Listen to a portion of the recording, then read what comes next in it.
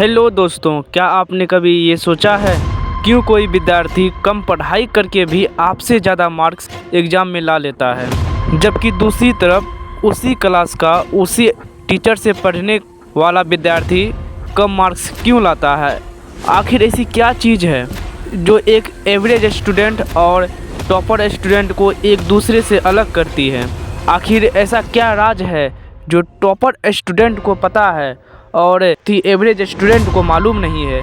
किसी भी एग्ज़ाम में अच्छे नंबर लाने के लिए जितना ज़रूरी हार्डवर्क है उतना ही ज़रूरी स्मार्ट वर्क भी है। बिना प्रॉपर स्ट्रेटजी, बिना प्लानिंग के कम समय में अच्छा नंबर लाना घास के ढेर में से सुई निकालना जैसे कठिन काम है।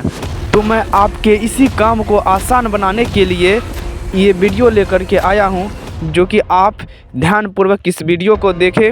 और अगर आप इस वीडियो को बीच से ही छोड़ के जाते हैं तो आप अपने जीवन का सबसे बड़ा गलती करने वाले हैं। बहुत सारे रिसर्च के बाद मैंने ऐसे कई सारे पॉइंट खोजे हैं जो आपको पता होना ज़रूरी है। अगर आप भी चाहते हैं अपने क्लास के अगले टॉपर आप बने तो आप इस वीडियो को लास्ट तक ज़रूर देखें। तो हेलो दोस्तों, मेरा नाम है गौतम राजा। चलिए अब वीडियो को शुरू से शुरू करते हैं। नंबर 5, स्टार्ट आप बेसिक से कीजिए। दोस्तों, आप लोगों ने सुना ही होगा कि मकान का फाउंडेशन जितना मजबूत होगा मकान उतना ही ज़्यादा मजबूत होगा। टॉपर हर क्लास में टॉप करता है क्योंकि उसने पिछली क्लास में भी टॉप की थी। पिछली क्लास में उन्होंने मन लगाकर पढ़ाई की थी, उसके बेसिक्स क्लियर थे। भाई, जब आप 11th क्लास के ऑर्गेनिक केमिस्ट्री पढ़े बिना डायरेक्ट 12 क्लास के ऑर्गेनिक केमिस्ट्री पढ़ोगे तो कुछ समझ में नहीं आएगा। आपके हर सब्जेक्ट के जितने ज़्यादा बेसिक्स क्लियर होंगे आप उतने ही अच्छे से चीज़ों को समझ पाएंगे, जान पाएंगे, परख पाएंगे। बेसिक्स अगर आपके क्लियर हैं तो क्वेश्चन अगर थोड़ा चेंज भी हुआ तो आप उसे समझकर बना भी सकते हैं। अगर आपको कॉन्सेप्ट क्लियर नहीं है, अगर आपको बेसिक क्लियर नहीं है, अगर आपने सिर्फ क्वेश्चन को रखा है तो आप कभी भी क्वेश्चन को नहीं बना सकते हैं खुद से। इसलिए अगर आप कोई भी सब्जेक्ट जैसे गणित पढ़ रहे हो तो उसमें जितने भी फार्मूला हैं उन्हें याद करो। याद करने के बाद उन्हें समझो कि ये फार्मूला किस तरह से बना है। अगर आपका बेसिक्स क्लियर होगा तो आपका कोई भी सब्जेक्ट पढ़ने में मज़ा आएगा और आप उसे समझ भी पाओगे और चीज़ें रटने नहीं पड़ेगी, काम आसान हो जाएगा। कई बार आप देखते होंगे कि जब टीचर क्वेश्चन पूछते हैं, जिस बंदे ने पिछली क्लास टॉप करी थी वो तुरंत ही आंसर दे देता है और आप नहीं दे पाते हैं क्योंकि उनके बेसिक्स क्लियर हैं। आज आप पहले चैप्टर में जो पढ़ेंगे वही कॉन्सेप्ट आगे के चैप्टर में भी यूज होगा। Number 4, study in variety of वे। भाइयों, किसी एक ही टॉपिक को पढ़ने के लिए एक से अधिक तरीके हो सकते हैं। आप जितने तरीके को यूज करेंगे आपका माइंड उतना ही ज़्यादा शार्प होगा और चीज़ों को समझ पाएगा। बहुत बड़े वैज्ञानिकों के द्वारा ये पता चला है कि डिफरेंट मीडिया के द्वारा हमारा माइंड बहुत ही जल्दी काम करता है। किसी भी चीज़ को याद करते समय आपके ब्रेन के पार्ट जितने भी ज़्यादा एक्टिव होंगे हम पढ़ाई को उतना ही जल्दी समझ पाएंगे और याद भी कर पाएंगे। वैज्ञानिक अपने रिसर्च में बताते हैं पढ़ते भी समय किसी भी टॉपिक को समझने के लिए कई तरह के यूज कर सकते हैं।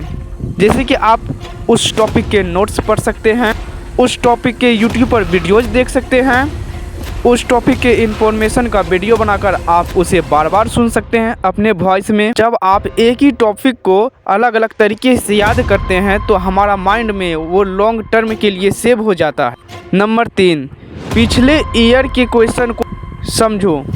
दोस्तों, ये पॉइंट बहुत ही ज़्यादा ज़रूरी है, इसे हमेशा याद रखें। जिस एग्ज़ाम को देने जा रहे हैं आपको उस एग्ज़ाम से संबंधित सारी जानकारी होनी चाहिए। आपको पता होना चाहिए कि एग्ज़ाम की डिमांड क्या है, बोर्ड किस टाइप के क्वेश्चंस को ज़्यादा महत्व देता है, ज़्यादा तरह से पूछता है। और ये सब चीज़ें आपको तभी पता चलेंगी जब आप कॉन्सेप्ट को सही तरीके से पढ़ेंगे, उन्हें एनालिसिस करेंगे और प्रीवियस ईयर के क्वेश्चन को पढ़ेंगे। इसीलिए अगर आप किसी भी एग्ज़ाम की तैयारी कर रहे हैं तो आपको कम से कम लास्ट 3 ईयर के क्वेश्चन को समझने का, पढ़ने का और उसे सॉल्व करने का प्रयास करना चाहिए, जिससे कि आप उस एग्ज़ाम में आसानी से अपने क्वेश्चन को सॉल्व कर सको।